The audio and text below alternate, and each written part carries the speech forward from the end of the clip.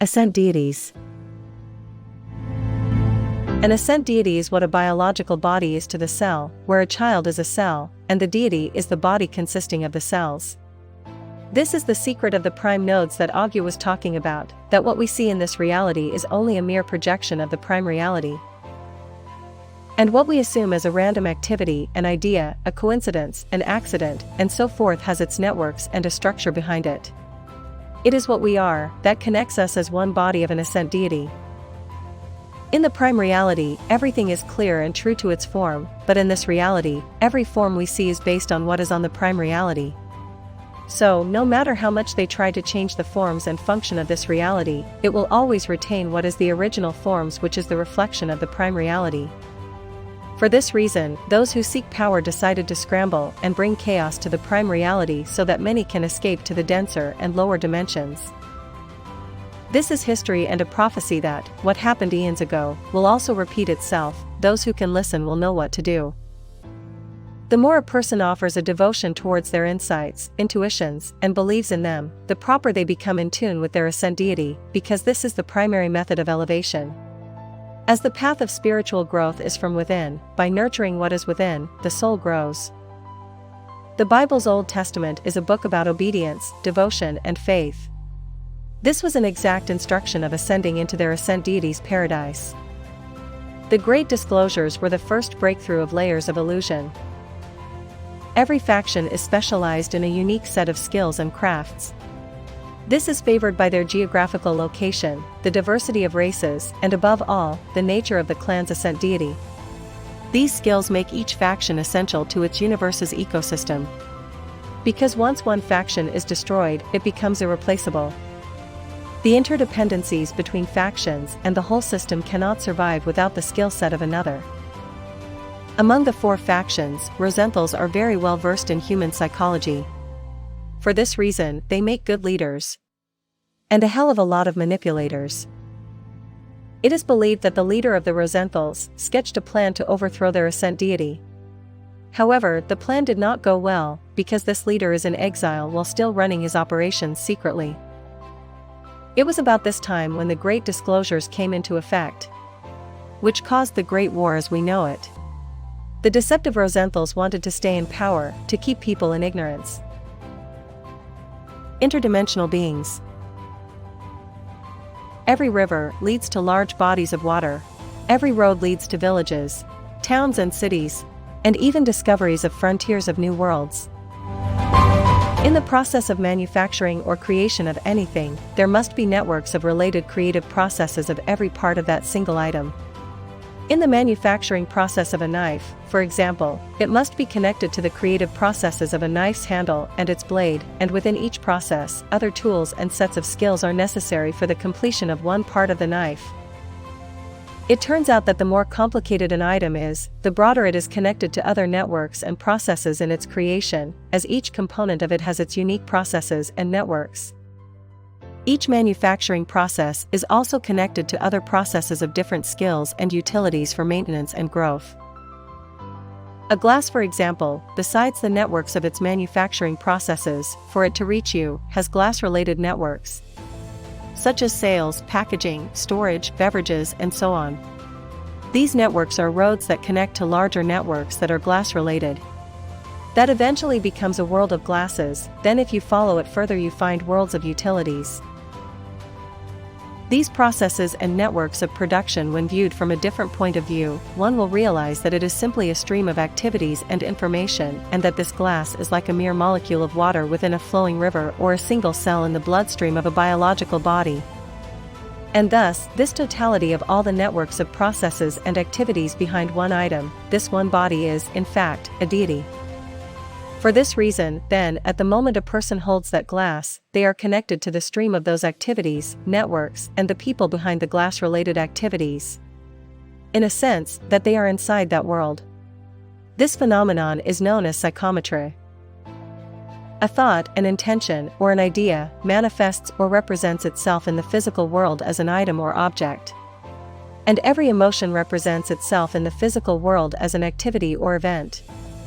And thus, a specific set of these items through activities manifests in the physical world as organisms or entities. Thoughts and ideas flow in a mind like a river, then a person can decide to pause a single idea at a time, expand it to understand more about that specific idea. One idea can lead to many other thoughts and even more ideas. This is achieved through contemplation, concentration, and focus.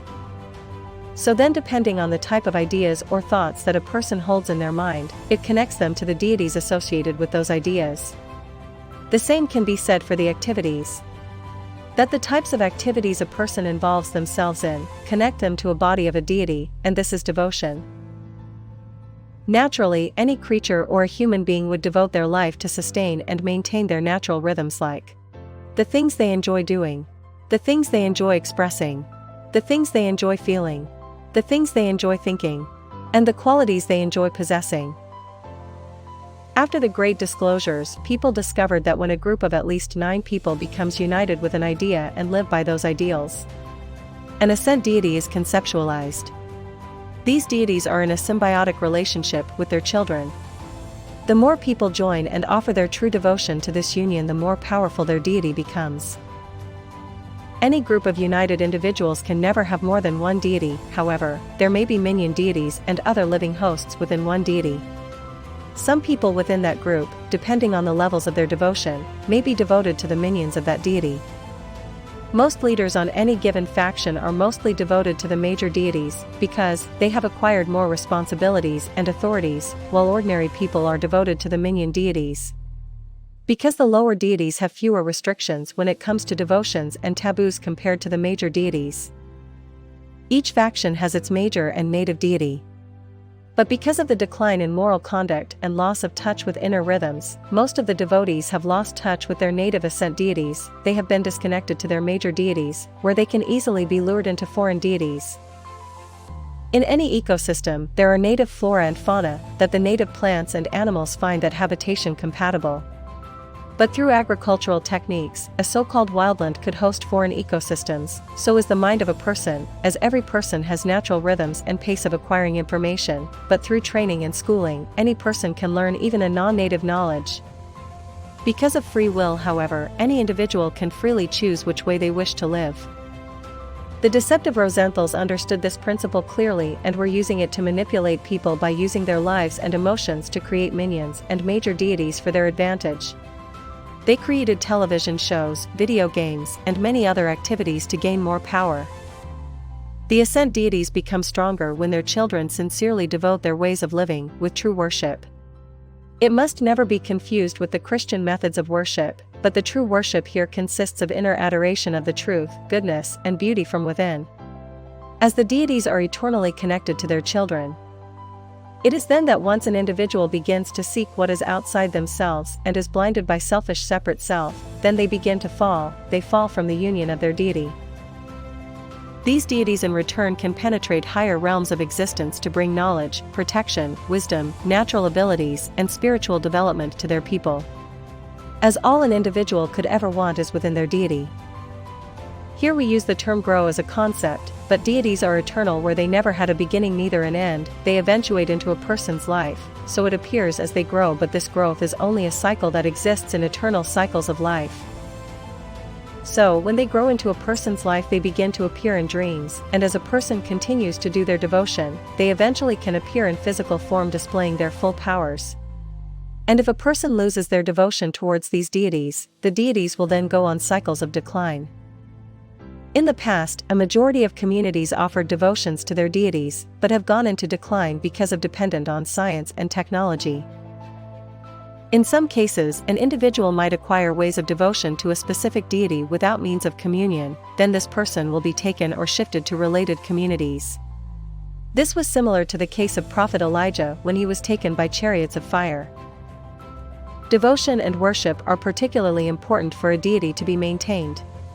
The devotion includes chanting to create minions and living hosts, performing of ceremonies, to planting deities' emblems. It is through these deities that its children can ascend and become like that deity.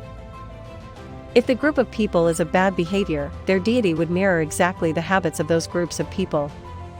This is how the demons, devils, and demigods are formed. Whenever a reality is projected, first space is created, then it follows vibrations that propagate through that space, where these vibrations coalesce to create matter. However, this process is more complex and intricate than it is presented here. Any matter projected into what we interpret as a physical experience is only a continuation of a larger spectrum of energies where we only experience a sliver of this continuum.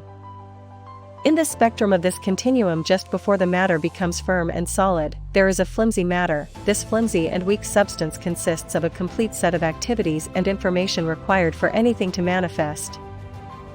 For example, a collection of all the necessary processes and activities to build a house is one indivisible flimsy matter particle. But this flimsy matter also has smaller particles, which are smaller sets of events or activities within the processes of building a house. Painting a house, for example, is a micro-flimsy matter, such as roofing, framing, etc. An intention is made up of this flimsy substance, that whenever an individual sets an intended thought, this single thought contains all the necessary information for the accomplishment of that intention. But because of external interference and depending on the intensity of this flimsy substance, most intentions do not manifest accordingly. They can just manifest as a dream, an idea, a story, and so on, but will not mature into full manifestation. This flimsy matter is the type of material that makes up a deity because it is a lighter and finer substance, so whenever there is unity in the intention and ideas, it becomes stronger, and if the environment supports it, it will then manifest accordingly. That is why devotion and worship are very important for a deity. Most religions without knowing create an assumed deity, and once it begins to do miracles and wonders, they then assume it is the original one, but it is not. So, there may be an assumed major religious figure like Jesus, Buddha, Muhammad who can also perform miracles. The Gajab faction has mastered this art of creating flimsy matter particles. When this substance is placed somewhere, the infused activities will manifest in that specific area. This makes them very powerful shamans, as if you want a good relationship, wealthy life, become adorable by people, or prevent certain types of people from harming you. The Gajab is the faction to consult. Most of what we understand as earthly religions like shamanism, witchcraft, Wicca, and so on are the remnants of the masterpiece of the Gajabs.